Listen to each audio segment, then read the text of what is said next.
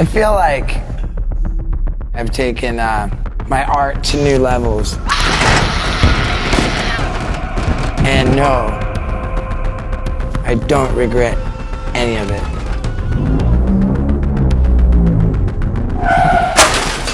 Steve-O in particular created this legendary party animal persona that he had to live up to everywhere he went. I think part of it was natural. I think naturally he was that guy, but part of it too was just playing the role that you were expected to play. Oh my God. You got two of them now. All I know how to do is act like a jerk and make people laugh, you know? That was rock and roll. There's literally people in my head, like ghosts, people, they talk to me. To this day, I feel like what that meant is that I just crossed this line into the spirit world.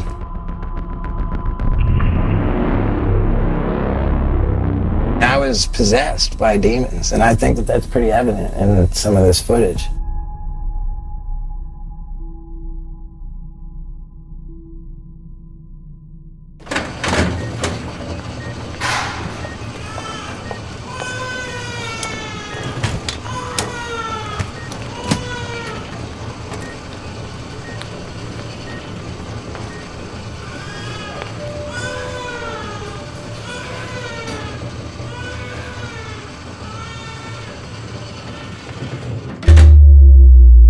I was born in England. My mom's side of the family is 100% alcohol, drugs, gambling, suicide, all the way up. As far as anybody can remember, every single person died of alcoholism, suicide, like, you know, whatever. Of course, with that said, my mom was the smart one, my mom was the funny one, my mom was the one with the personality. My dad's side of the family was 100% theologians, zoologists, clergymen, super decorated academics. Nobody ever on my dad's side of the family made a lot of money, but they were just respected, good-ass people. My dad was sort of the black sheep of the family for going into business. My dad was this hustler, baller-ass corporate executive. I'm a hybrid of these two family trees.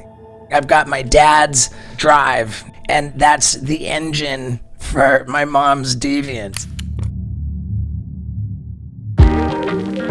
When I was 6 months old, my family moved to Brazil because my dad became the president of Pepsi Cola in all of Brazil.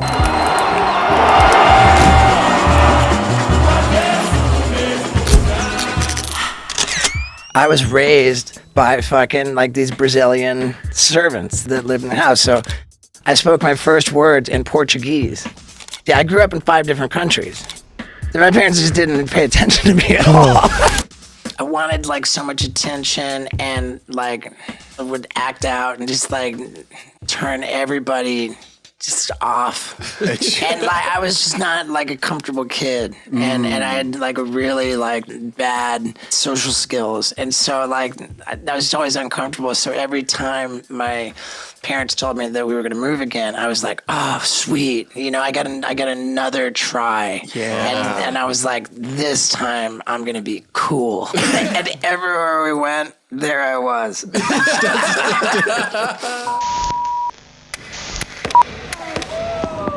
I started skateboarding within, I want to say, half an hour of walking out of the movie theater, having seen Back to the Future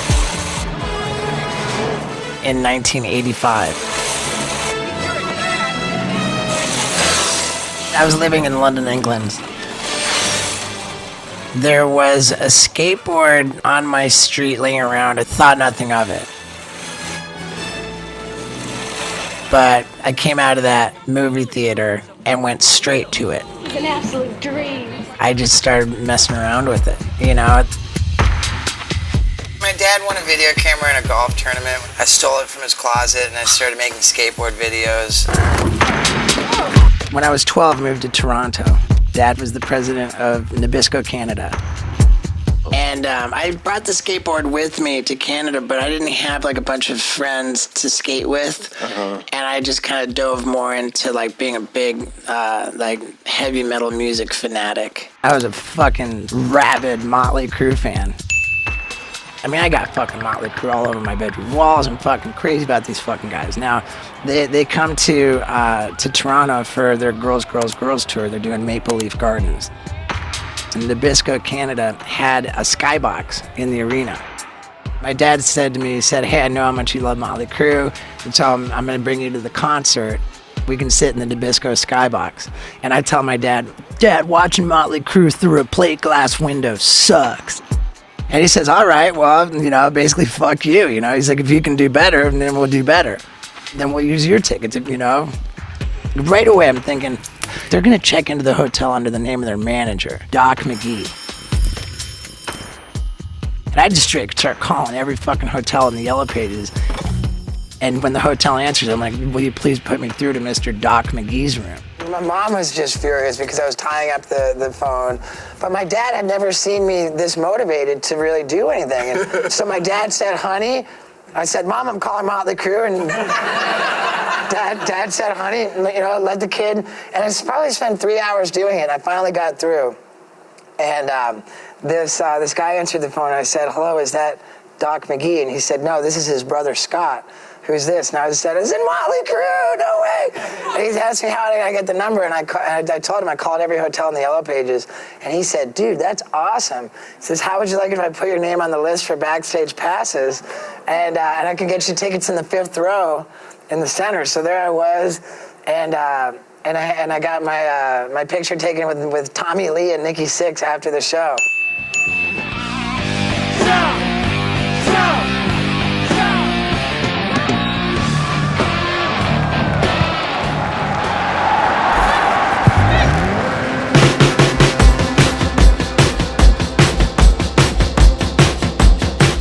I went to high school all 4 years in London, England, at the American School in London, England.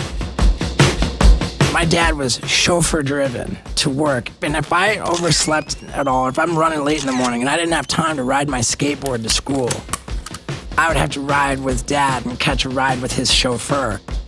When Dad was running Del Monte, the canned fruit company, he took the family to Kenya. We come out of the airport in Nairobi, which is in Kenya.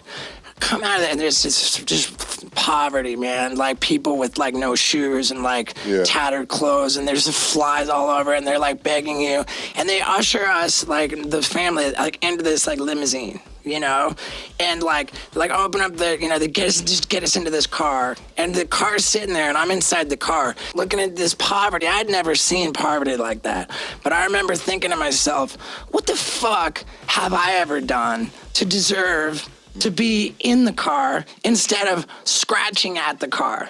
And I felt ashamed, man. I felt ashamed of what did I do to be in this car, And I felt ashamed of the house that was so big. And I didn't want kids from school to see me get out of a fucking chauffeur-driven car. I would ride with my dad's reading the newspaper in the back seat. I would ride shotgun and hug the driver.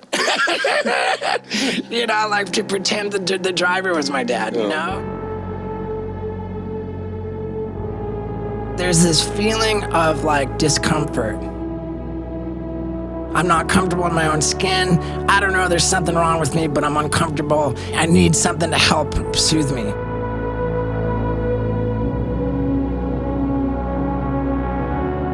It was becoming pretty clear that I wasn't gonna be a name in skateboarding. So I determined that the skateboard had led me to the video camera, and that my true love was the video camera. Being in front of it. Not necessarily, but just making videos. Okay. I am completely crazy.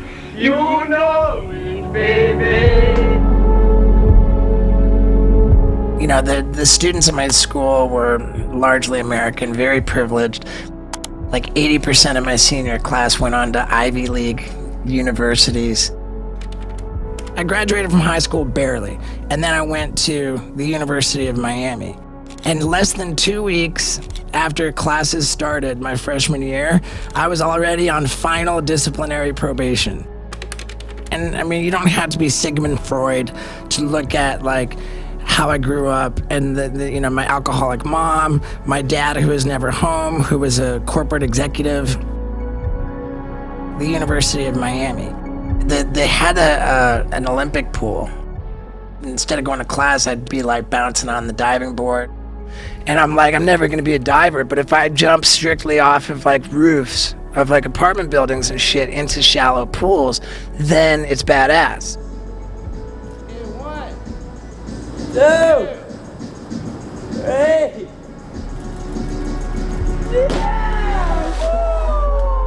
And I just couldn't bring myself to go to class. I was already in trouble with alcohol and like anything that I didn't like care about passionately, I was just awful. And I failed my classes and I just dropped out. I just gave up. I just wasn't cut out for making it to class, so I decided that I was going to keep playing with that video camera. Right. And I was determined to become a famous stuntman.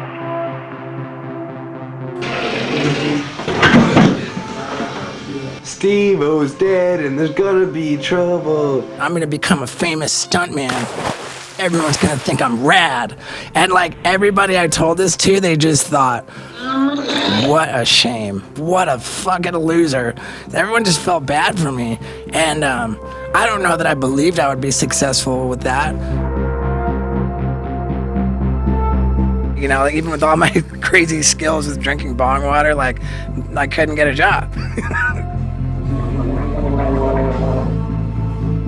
The way that I came up was by spending money that I didn't even have to spend on VHS tapes and recording back and forth between 2 VCRs to make my edits, and then going to the post office with money I couldn't afford to spend to ship these tapes to anybody I thought would watch them who might be able to help me.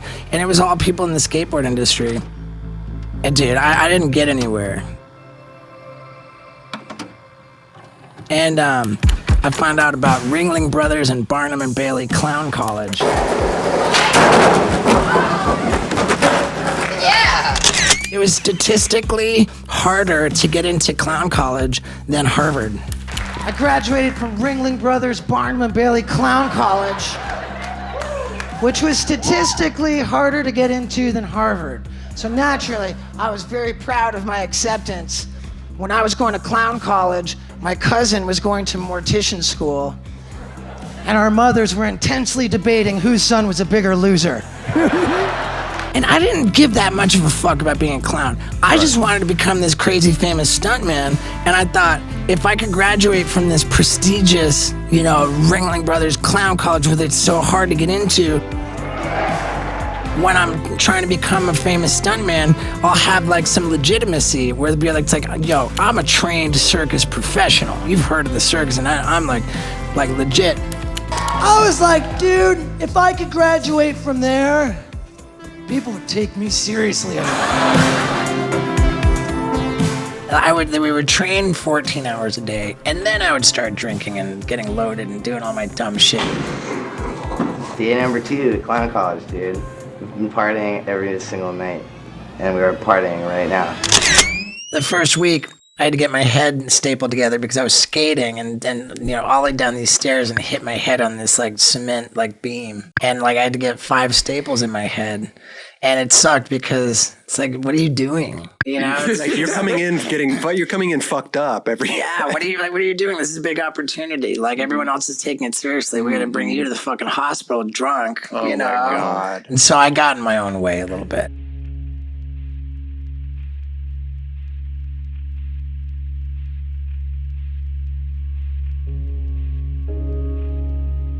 Dad wasn't supportive of me dropping out of college. He was not feeling clown college. He fucking hated every word I had to say about I'm gonna become a crazy famous stuntman. He fucking hated all of it.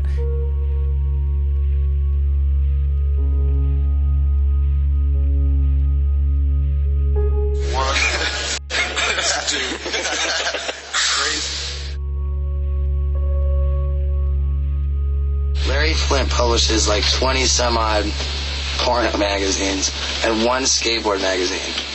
Big brother.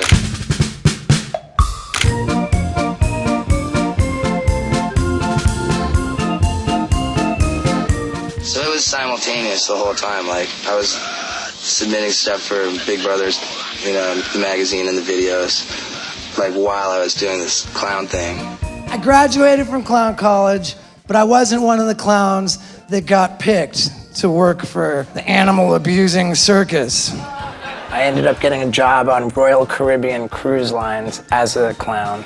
Oh, yeah.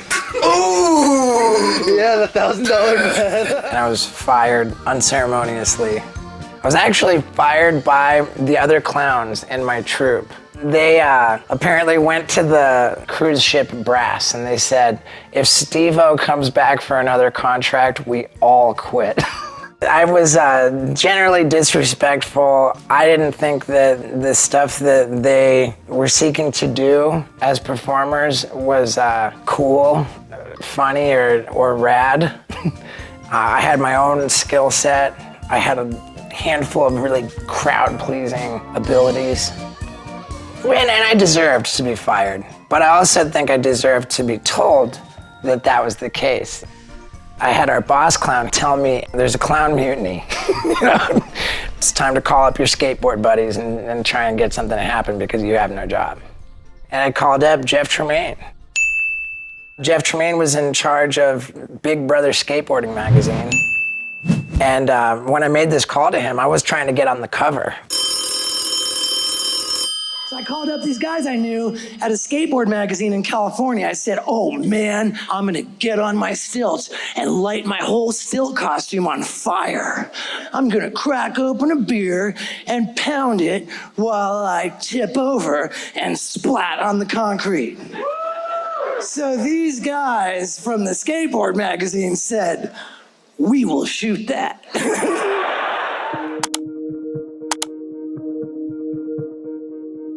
So I flew myself out to California with all the savings that I had from the cruise ship.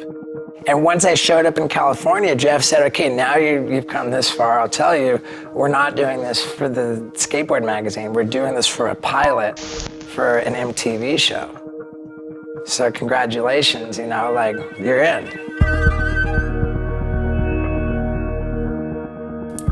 I kind of thought that I would just fail. I don't have the survival skills, man. I can't keep a job. I can't earn my way. I'm gonna die a failure. But I'm thinking to myself, before I die, I wanna get a ton of video footage because I'm like, I'll be gone, but that video will still play. So I'll still be alive. Like, we're all gonna die, but I wanna live forever. You're awake. Welcome to reality. I never gave a fuck about money. I wanted like attention, and I wanted attention for eternity. I thought, I'm gonna be dead and I'll be like the Van Gogh of dipshits.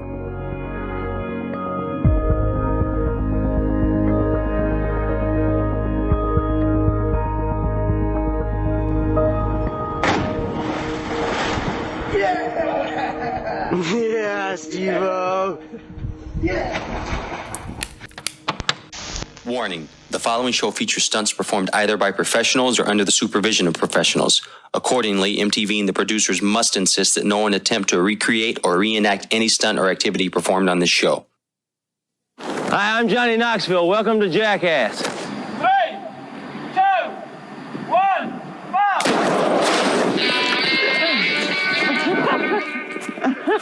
It's a lot easier to get famous than it is to get rich. When Jackass started to air, I was unemployed, homeless, and people would recognize me and ask me for a picture or an autograph, and I'd be like, yeah, sure, like, can I sleep on your sofa? With the first season of the TV show, at the end of the day, I made less than $1,500.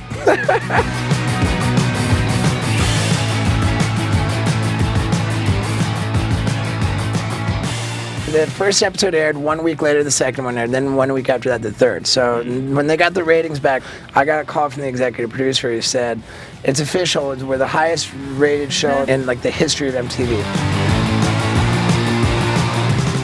Hello, my name's Johnny Knoxville, and I'm going to take a shotgun blast to the face. Okay, ready?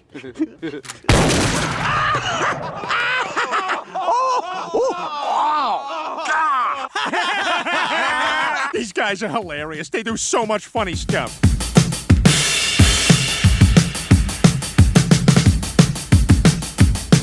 Ladies and gentlemen, do not try this at home. Welcome the stars of Jackass, Johnny Knoxville, Bam Margera, and the lovely and talented Mr. Steve-O. All right, let's do this.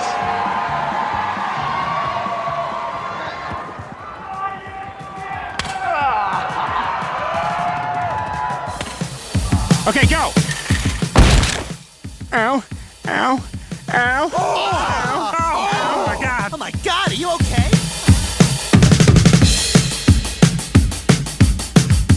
We're here in Miami Beach with Jason Taylor, and this is the bungee jump. Are you ready, Preston? Just go, just go. 3, 2, 1.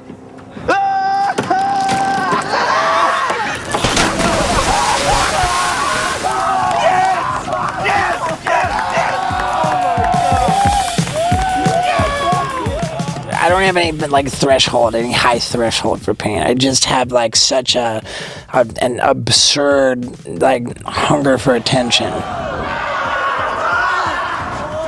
It's not that I don't feel pain, and for that matter, if I didn't feel pain, or if any of my buddies that we did Jackass, like if in the absence of pain, there would be no reaction, which is what makes the footage compelling, you know.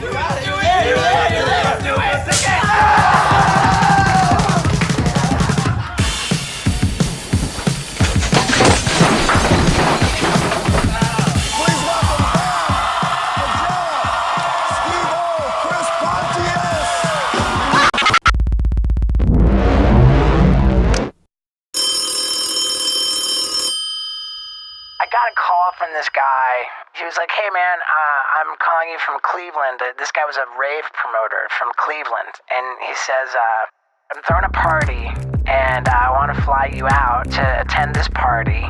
And it was sort of a meet and greet kind of thing. We're just supposed to be there. We're supposed to appear.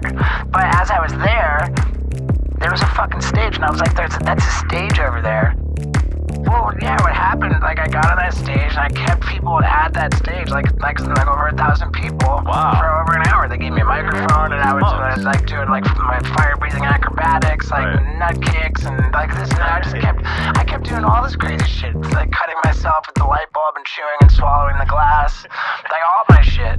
And the Cleveland guy was like, "Dude, we got a show, we got a show," and so we just, it turned into a whole world tour.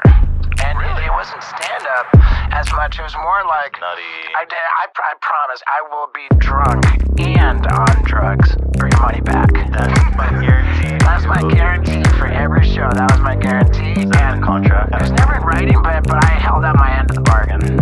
Yeah. Moderation's never been my strong suit.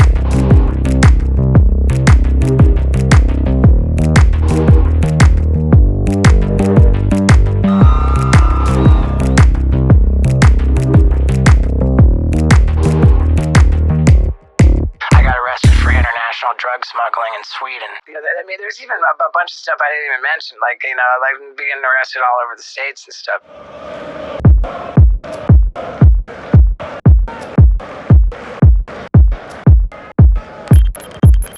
All my wildest dreams came true. Like, I'm famous. And all the cliches about fame and fortune are all true.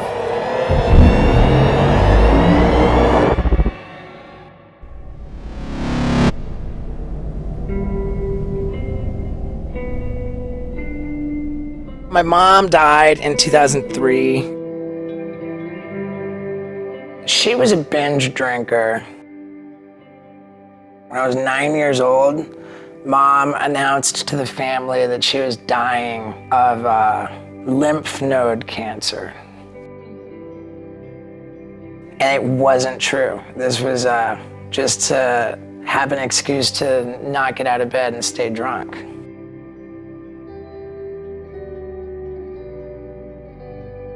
She suffered an aneurysm in 1998, which was before I had any measure of success. She survived that aneurysm, but she was very disabled, both physically and mentally. So she was technically alive when, you know, Jackass came out, but she was very compromised. It would have been so fucking cool to have her like on a red carpet. The last 5 years of her life was just fucking terrible. Like, she was in great pain, and her last 5 years were traumatic. And that fucked me up a lot. I have this problem with my mom died.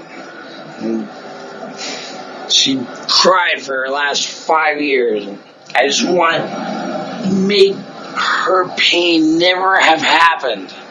And I went on this berserk rampage trying to get a time machine. I destroyed my whole place. I love you, Mom. And I did all this for you. When my mom had the aneurysm, which was on October 10th of 1998, we went to a local restaurant, like from the hospital, just for a meal. And then to go back to the hospital and kind of like be there. Mom was in, you know, this critical situation. Outside this restaurant, it's the first time I'd seen my dad in some time. And he said, son, like, you know, now that we're together, I just want to tell you, that I feel badly. I feel that I've done a disservice to you by not supporting you in this career path that you've clearly committed yourself to. And I had not made a fucking penny at that point. I was just, yeah, I'm going to be fucking rad. Like, you know, I had nothing going for me. I had achieved jack shit. And Dad said that he felt, that he had done a disservice. He said, I pledge to support you. It's not what, you know, what you're doing isn't what I would have chosen.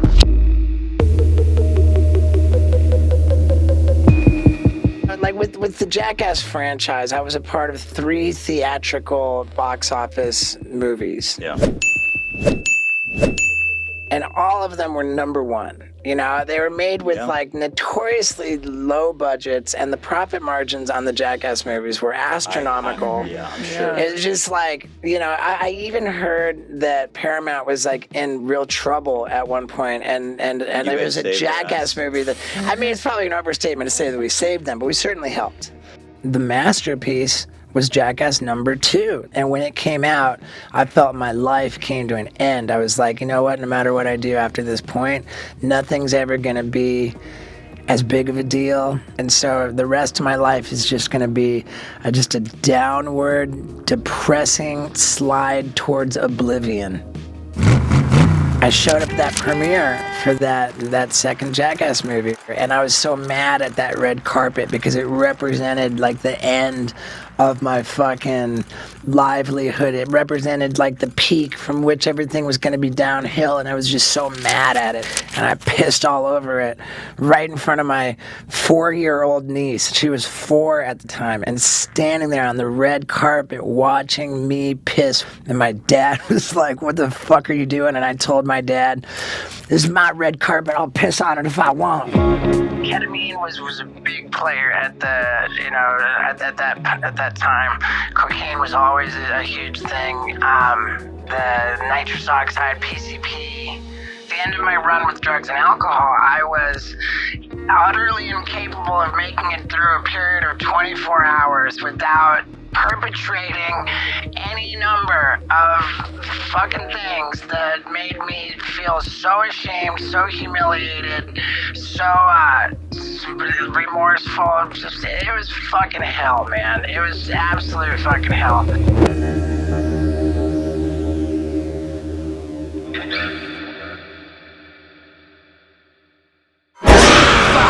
Fuck. See what I'm saying? I did drugs to the point where I was hearing voices.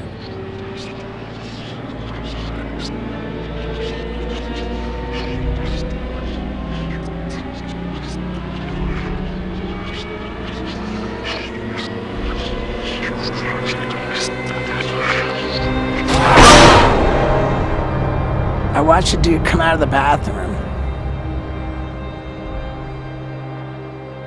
He kept walking through the apartment. I watched this fucking dude fucking walk through the wall. You know, let me hurry up and get more going. watching people walk around my apartment.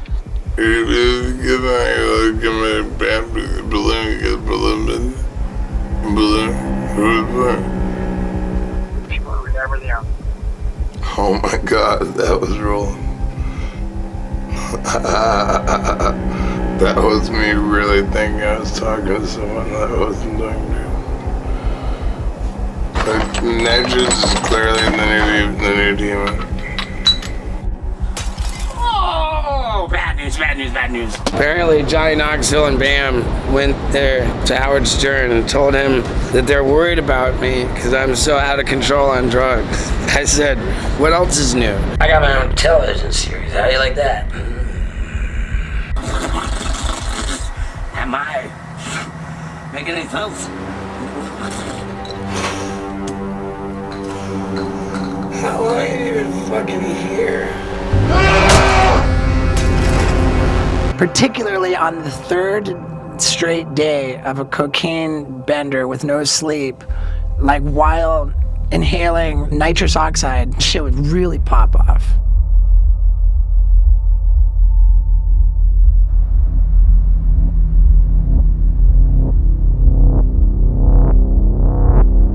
Because here's my whole thing, and I kind of still believe this to this day, is, you know, that like our little three-dimensional experience is very small part of what's going on in the universe, right? There's Right. Like, there's dimensions, there's, you know, all frequencies, everything, and that if you do enough drugs, like the barriers between these different compartments of the universe become eroded somehow, you know? Like I started hearing voices, and to an extent, I fucking believe still that shit was real. Okay, the first time I had like a spiritual like intervention, I was sitting and I was inhaling nitrous oxide and I was doing cocaine, and I had been doing so for 2 to 3 days. I was sitting in front of a big pile of cocaine, and I'm thinking to myself, as I go to snort another ridiculous helping of cocaine, I thought to myself, I'm killing myself. There is no longevity in like what I'm doing. I'm dying. I'm dying here. Like, this is me killing myself when I'm dying. And I thought very specifically, because I'll never forget this, I thought, I don't care if I die. As I thought, I don't care if I die, like as a reaction to those specific words I thought, physically, the spinning chair I was in, it fucking spun. It was like with the power of as if it was like a fucking mechanical bull. It was just like it fucking spun. And the message was clear that there's some entity that distinctly cares that I not die. Did you think it was real, or were you aware I knew that it you was were real. listening? I knew it was real, and to this fucking day it was real. To this felt that fucking day real. it was real. But in retrospect, you're like, that was obviously a hallucination. Totally fucking spiritual entities that Okay. right now. So this wait, is you why don't think it was a hallucination? You think they were real spiritual entities? the fucking line is completely blurred. Okay. I actually hallucinated a full-on intervention. I actually watched a group of people file into my apartment and sit down to have this formal talk with me, but nobody was there. The living room was empty. All these people showed up at my apartment. I watched them walk in. Some of them came right through the wall. And yeah, they sat me down to have this serious talk, and then it turned out that none of them had ever been there at all. And that's when you know your problem is really serious. When your hallucinations are worried about you. So I had to get sober, and I did. Right. I had an intervention that was Johnny Knoxville. Yeah. Put it all together, and it wasn't the kind of like on TV when you watch an intervention, they ask, "Are you willing to accept help?" You know, like, will you go to treatment? Right. For me, they weren't asking. You know, they were telling me. And so that's what they did. They came over. There were 8 of them. And, Knoxville and basically the production team of Jackass. There was the director Jeff Tremaine, the executive producer Trip Taylor, the sound guy, one of the camera guys. It was like it was crazy. I was like spitting on people, as I recall. I wanted to smoke a cigarette, and I was screaming and yelling, and I tried to throw some chair or something. I was like throwing a temper tantrum and just being like generally unlovely. And then they jammed a needle in my butt cheek, and then I took a nap. And I'm knocked out. And then I when I wake up from my nap, I'm in the part of the hospital where like the doors just don't open. It was like a pretty intense situation. I was there for 7 days. By that time, my story was, okay, I'm willing to surrender, to commit myself to recovery. And I went from the psych ward straight to Dr. Drew's Los Encinas Hospital, where he was the director of the chemical dependency unit. I remember telling Drew, I said, I know that the statistics are really bad. Most people don't get sober. If I'm gonna do this, I wanna go all in. And so however long you recommend I stay in this unit, I wanna stay significantly longer. But what he said was, I don't recommend that you stay here for more than 30 days, but if you're really serious about it, then I recommend you go into a sober living, like a halfway house. And I ended up staying in a halfway house until I had been sober for 2 years. So I was going to film Jackass 3D and go get catapulted up into the sky, and I'm going to my halfway house manager, like getting permission to miss my curfew. It was pretty intense. In order to be sober, you have to deflate the ego. But it's but how do you deflate the ego and operate in this industry that's nothing but ego? It all is so counterintuitive, and it was so early sobriety is just so frayed and vulnerable and just not comfortable in your own skin. I had not found my voice, nor was I comfortable in my own skin when we filmed Jackass 3D. Oh, seriously? And I was approaching 2 years of sobriety when we shot that. We were a little over a month into filming when I turned 2 years sober. Oh, and wow. still, it's a slow process. Yeah. So, to be a newcomer in sobriety on the set of a Jackass movie is woof. Yeah. And that probably brought back old memories of filming when you were loaded and being around all these guys. Yeah, I remember distinctly, when we were up at filming with at the Bull Ranch, and there was this tradition of when we wrap filming, everybody goes to the bar. It's even at the end of the bit, all right, off to the bar. Yeah. And I remember going back to my hotel room by myself and being fuck, man. I remember this for some reason, I just remember laying in the bathtub and just being sad. Everyone's at the bar celebrating the camaraderie of a day's work, and I'm here alone. And then all this, I thought that for maybe 5 seconds. and I was if I go to the bar and take a drink, there is no day of work to celebrate.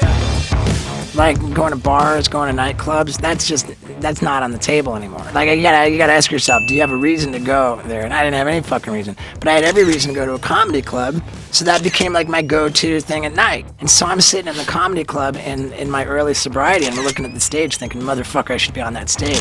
Give it up for Steve-O, ladies!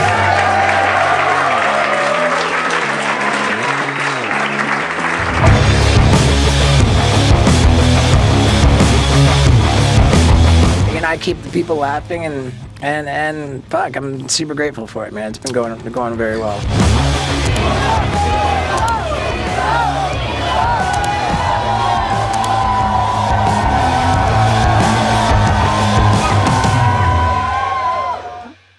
I no longer feel like I'm going to be dead imminently.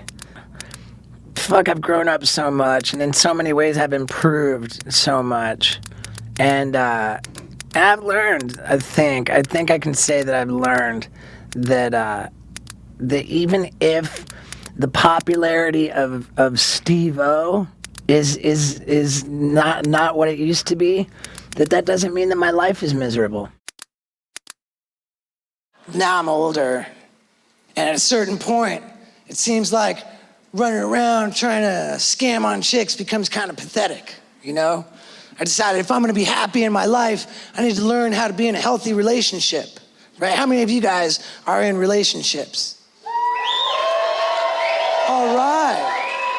You know, like I'm acting out sexually, and I made myself a promise. I was like, okay, I want to, in order to be happy, I subscribe to the idea that I need to learn how to be in a healthy relationship. So step one, working towards that, is no more hooking up with random chicks on the road.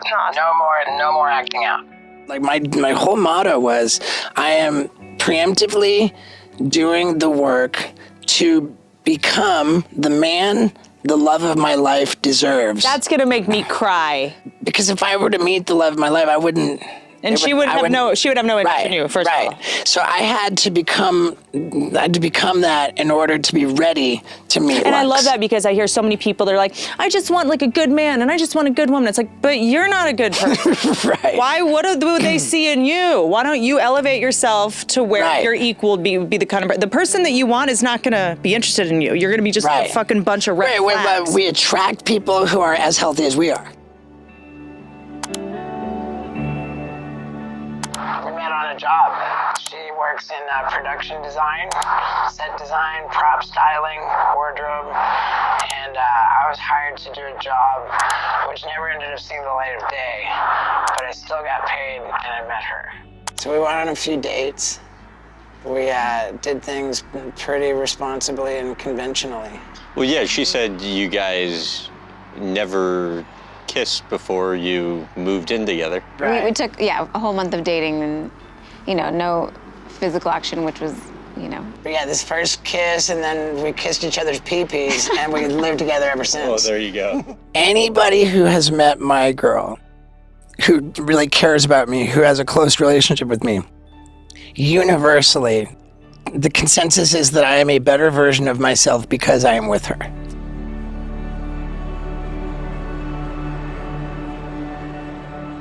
Hey everybody, so I've been up on this billboard, duct taped, for an hour and a half now, a little more. Starting to get kind of sore.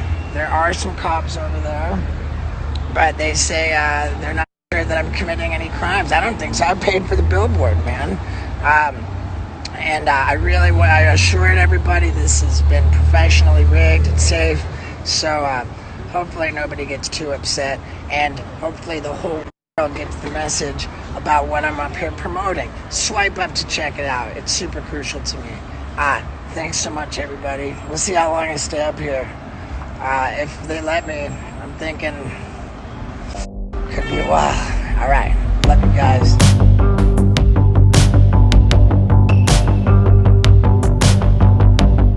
It's 9 in the morning right now, and apparently Steve-O taped himself to a billboard. I'm gonna go see what's up. He basically has taped himself to a billboard out here. It's doing a little self-promotion. Obviously, he's got something going on right there. LA City Fire and LAPD, well, right now, they're just starting to get here on scene. It is in the Hollywood area. It's right off of Cahuenga. Is it Steve-O? What? Oh my God, it's Steve-O! Is it Steve-O straight up?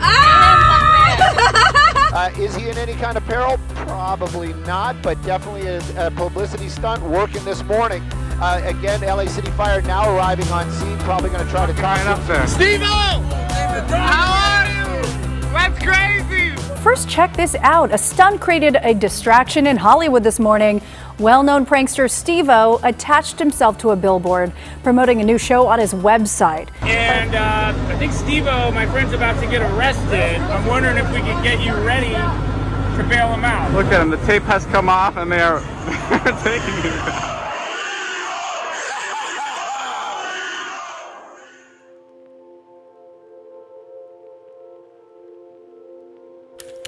The actual being dead has to be okay. I think what's terrifying is I'm not going to be here anymore. We have only one instinct, which is to survive. We have only one guarantee: we won't survive. Really, the big picture of the human experience is to, one way or another, wrap your head around your mortality. I'm gonna die, and how's that okay? And I think that there are 3 ways that people typically have done it throughout history. Number 1 being to reproduce. You know, there's this idea that, yeah, I'll be gone, but my legacy will live on. I'm going to have children who will, you know, keep me alive, you know. The other way people wrap their head around death is religion. You know, if they do X, Y, or Z, that they're going to be in heaven. You know, I'm going to be dead, but I'll be in heaven. And like, the idea of a heaven, which is exclusive to people who subscribe to one absurd belief, just pisses me off. I grew up with people of all faiths. If they're not all welcome in heaven, then fuck it, I don't want to go. And then the third way, like the fucking cavemen, scrawling the fucking stick figures on the cave wall because they know they're gonna be dead, but their fucking stick figures will outlive them. Now that's me. That's where I turned to the video camera, you know, as a failing college student. I was like, dude, I'm gonna fail at life because I can't keep a job and I can't fucking go to class. I can't survive. But before I fucking die, man, I'm gonna load up my message into the bottle. And those videos are gonna live on. So when I'm dead, like, it'll be cool because I'll still be alive with the fucking immortality of the video. You know, I think death is pretty easy. In the grand scheme of things, it's gonna happen anyway. It's how you live that's important. Luck's right. Will you marry me? Baby, yes, of course.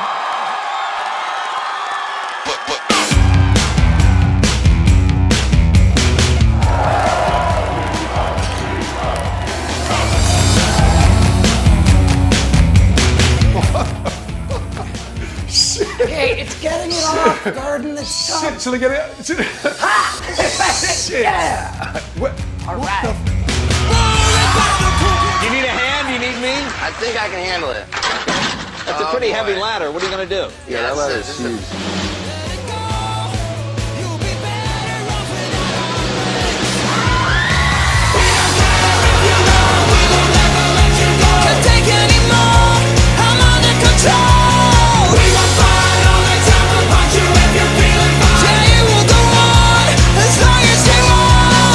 Oh no!